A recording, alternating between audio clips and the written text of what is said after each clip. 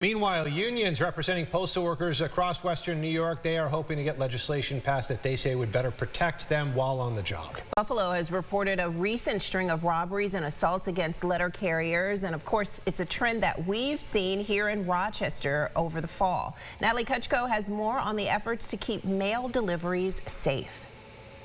In the last month, Buffalo and Niagara Falls have seen a rise in attacks on letter carriers. Last week, a suspect pulled out a gun and took the worker's arrow key and the key to his work truck. We're sitting ducks out there. We do not have anything from a protective standpoint on us. You know, the only thing we have is our uniform, our mail satchel, our arrow keys, a scanner, and dog spray.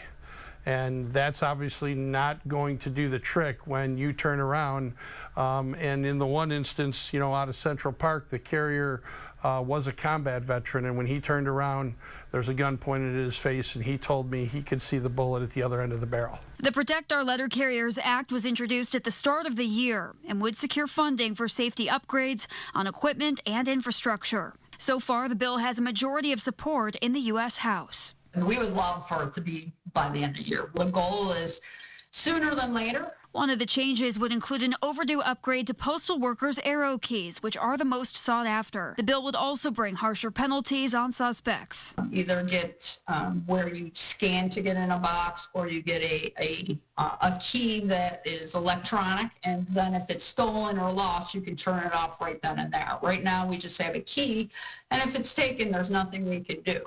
While our region hasn't had reported crime against postal workers in the last few months, the message from union leaders is a simple one. At this time of year, just keeping the lights on and keeping the eyes out for the letter carriers it's a huge thing. So we would appreciate it.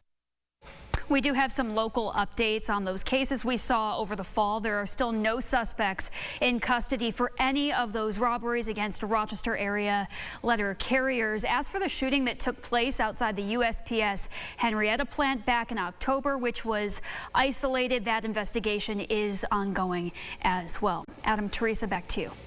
Get the Rochester First streaming app today for everything you love from News 8 on demand, plus exclusive shows you won't see anywhere else. Search ROC and download for free on Roku, Amazon Fire, and Apple TV.